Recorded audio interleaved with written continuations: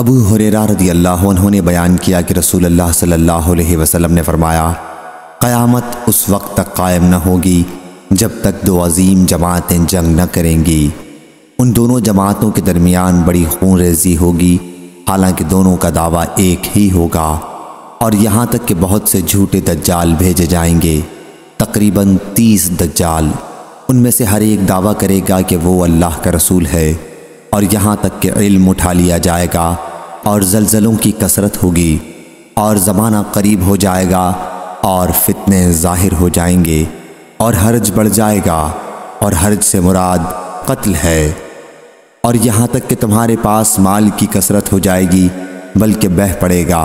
یہاں تک کہ صاحب مال کو اس کا فکر دامنگیر ہوگا کہ اس کا صدقہ قبول کون کرے، اور یہاں تک کہ وہ پیش کرے گا لیکن جس کے سامنے پیش کرے گا وہ کہے گا کہ مجھے اس کی ضرورت نہیں ہے، اور یہاں تک کہ لوگ بڑی بڑی عمارتوں میں آپس میں فخر کریں گے، ایک سے ایک بڑھ چڑھ کر عمارت بنائیں گے، اور یہاں تک کہ ایک شخص دوسرے کی قبر سے گزرے گا اور کہے گا کہ کاش میں بھی اسی جگہ ہوتا، اور یہاں تک کہ سورج مغرب سے نکلے گا، پس جب وہ اس طرح طلوع ہوگا اور لوگ دیکھ لیں گے تو سب ایمان لے آئیں گے،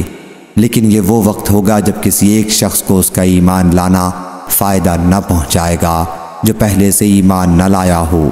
یا اس نے اپنے ایمان کے ساتھ اچھے کام نہ کیے ہوں۔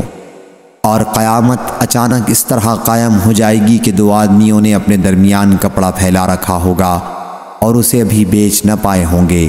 نہ لپیٹ پائے ہوں گے، اور قیامت اس طرح برپا ہو جائے گی کہ ایک شخص اپنی اونٹنی کا دودھ نکال کر واپس ہوا ہوگا کہ اسے کھا بھی نہ پایا ہوگا، اور قیامت اس طرح قائم ہو جائے گی کہ وہ اپنے حوض کو درست کر رہا ہوگا اور اس میں سے پانی بھی نہ پیا ہوگا، اور قیامت اس طرح قائم ہو جائے گی کہ اس نے اپنا لقمہ منہ کی طرف اٹھایا ہوگا اور ابھی اسے کھایا بھی نہ ہوگا۔